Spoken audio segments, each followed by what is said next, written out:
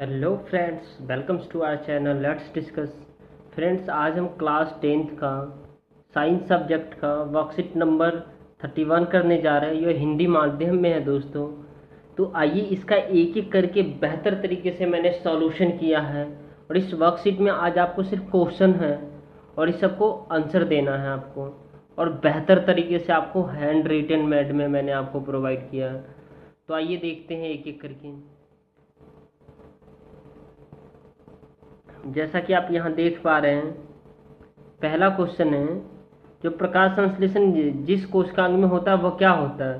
तो वो क्या होता है? क्लोरोप्लास्ट होता है। क्या होता है? क्लोरोप्लास्ट। मैंने आंसर भी अटैच कर रखा, उसमें भी लिख रखा है, यहाँ भी मैं टिक कर रहा हूँ। दूसरा क्या होता है दोस्तों? पाचन क्रिया में ट्रिप्सिन एंजाइम की क्या भूमिका होती है?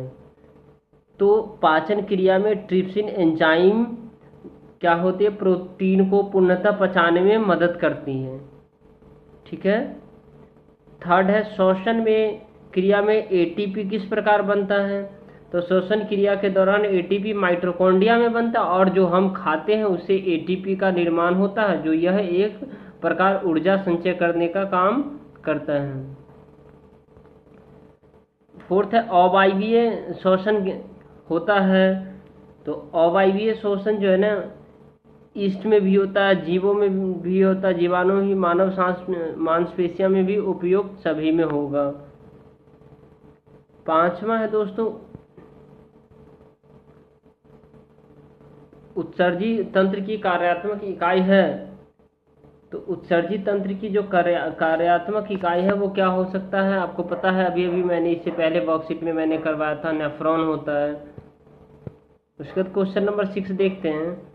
रक्त कणिकाएं जो चोट के स्थान पर रुधिर को रोकने में मदद करती है वो क्या होती है? प्लेटलेट्स होती है। ठीक है।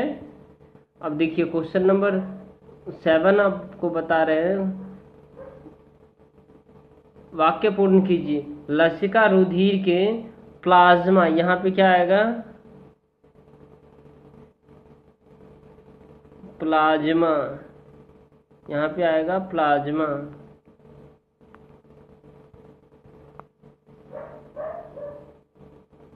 यहाँ पे आएगा प्लाज्मा।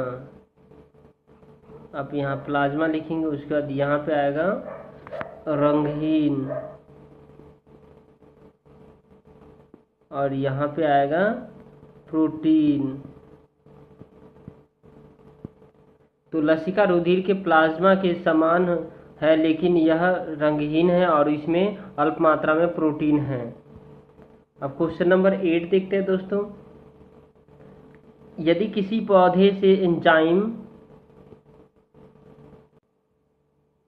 निकाल दिया जाए तो उस पौधे का क्या होगा? तो यदि किसी पौधे से एंजाइम निकाल दिया जाए तो इससे वह प्रकाश संश्लेषण प्रक्रिया के दौरान भोजन नहीं बना पाएगा, क्योंकि जाइलम जड़ से जल तथा खनिज लवण लेता है और पत्तियों तक जो प्रकाश संश्लेषण की उपस्थिति में भोजन बनाने में महत्वपूर्ण काम करता है।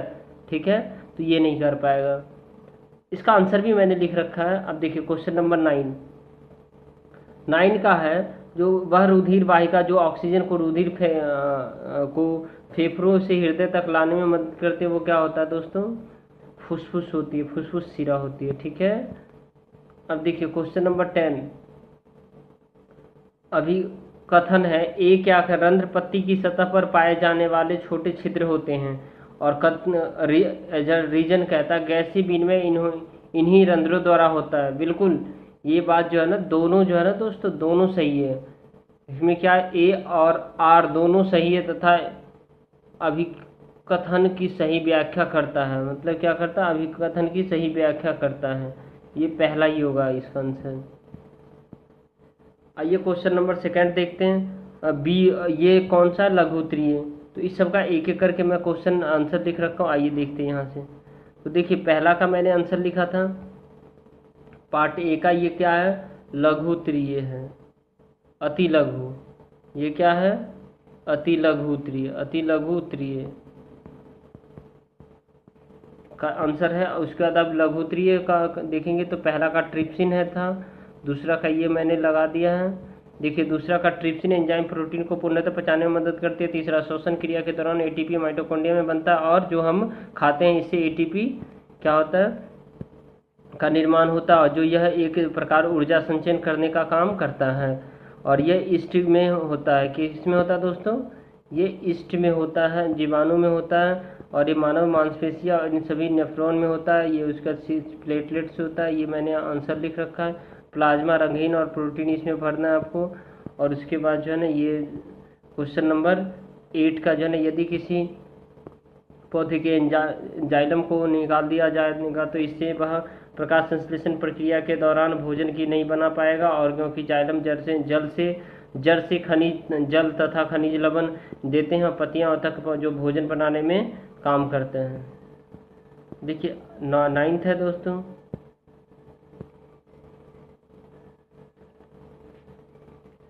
फुसफुस शिरा। और 10वें एजर्सन रीजन का आंसर। अब देखिए लघुत्तरीय क्वेश्चन में हम आते हैं। लघुत्तरीय क्वेश्चन का रास्ता पहला है,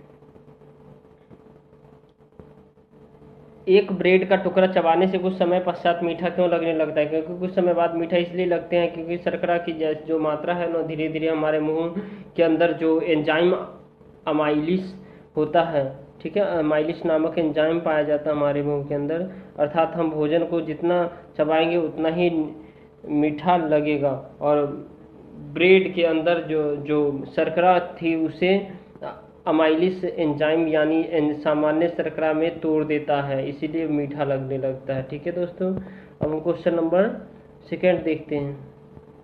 क्वेश्चन नंबर 2 क्या है? मानव पाचन तंत्र में सबसे बड़ी ग्रंथि कौन सी है? इसकी क्या कार्य है? तो मानव पाचन तंत्र में सबसे बड़ी ग्रंथि लीवर है।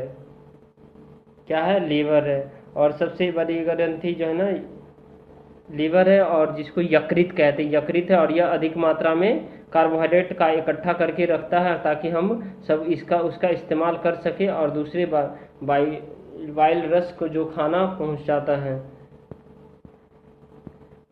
जो यकृत को उसके अम्लीय से क्षारीय बनाने में मदद करता है और वसा के बड़े कण को छोटे कणों में बदल देता है। क्वेश्चन नंबर 3 है दोस्तों, प्रकाश संश्लेषण क्रियाओं में होने वाले 3 घटनाओं की सूची बनाइए। तो पहला कार्य सूर्य का प्रकाश को अवशोषित किया जाता है। दूसरा जल के अणु को तोड़ा जाएगा। और तीसरा जो है रिडक्शन प्रक्रिया में कार्बन डाइऑक्साइड तोड़ने के बाद जल को तोड़ा जाता है, तब हाइड्रोजन जुड़ जाता है।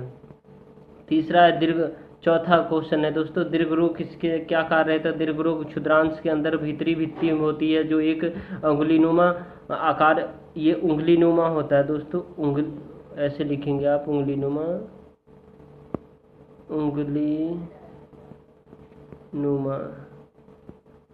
यहाँ पे आप ऐड कर देंगे। उंगलीनुमा आकार के होते हैं जो अवशोषण में मदद करता है और तब इस खाना को खाया जाता है और शरीर को बाकी हिस्सों तक पहुंचाया जाता है। 5वां होता है दोस्तों, मरुदीन पौधे में रंध्र की दिन में बंद रहते हैं, व्याख्या कीजिए। और पौधे कब और किस प्रकार से कार्बन डाइऑक्साइड ग्रहण करते हैं? तो मरुस्थलीय पौधे में रंध्र दिन के समय बंद रहता है, कि इसीलिए कि अगर खुले रहेंगे तो पानी का अवशोषण सूर्य के प्रकाश से बाहर निकल जाएगा, तो वे क्या कर पाएंगे? मृत हो जाएंगे। और कार्बन डाइऑक्साइड के लिए रंध्र रात्रि में खुलते हैं, तब इसे अवशोषित कर लेते हैं और इसे मौलिक अम्ल के रूप में इकट्ठा करके रख लेते हैं। और दिन के समय जब प्रकाश संश्लेषण की अभिक्रिया होगी, इसको तोड़कर इस्तेमाल कर लिया जाता है। क्वेश्चन नंबर 6 है दोस्तों, अमाशय भित्ति की उपस्थित जठर ग्रंथियां कौन कौन से? था पहला म्यूकस, एचसीएल, और तीसरा पेप्सिन। क्या है? पेप्सिन। तो इस सबके एक एक कार्य को भी लिखना है। तो देखिए हमने म्यूकस जो है ना कार्य है क्या? आमाशय की भीतरी दीवार उसको ढक लेती है जिससे वो एचसीएल को कोई नुकसान नहीं पहुंचता है। और एचसीएल निकाल दिए क्या है? खाना जो हमारे शरीर में सूक्ष्म जीव इत्यादि को खत्म करने में क्या करती है? मदद करती है, ठीक है, सहायता करता है।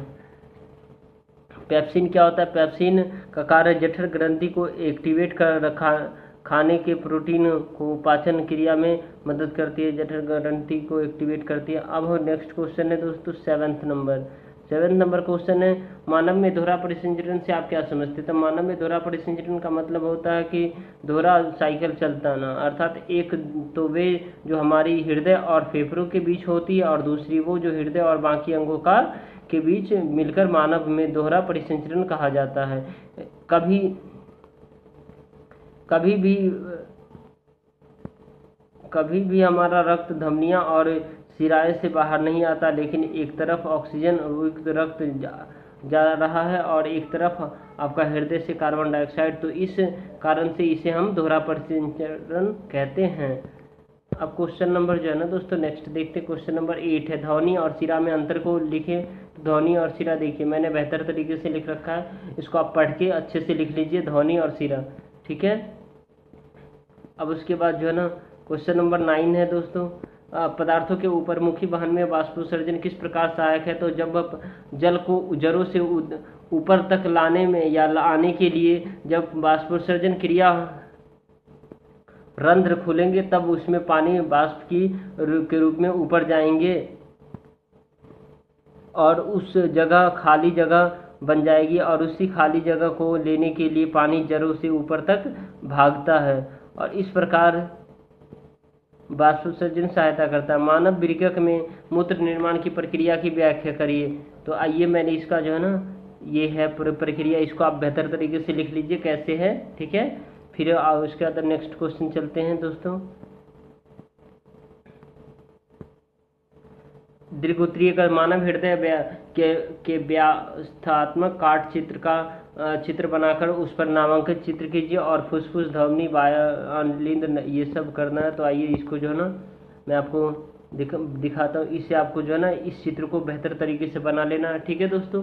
अच्छे से और इस चित्र का प्रैक्टिस कर लेंगे क्योंकि आपके 10th क्लास के बोर्ड के एग्जाम में ये चित्र आता ही आता है, मैक्सिमम चांसेज होते हैं, और इसी में बी क्वेश्चन था। मछलियों में रुधिर परिसंचरण मानव में रुधिर परिसंचरण से भिन्न होता है, क्यों?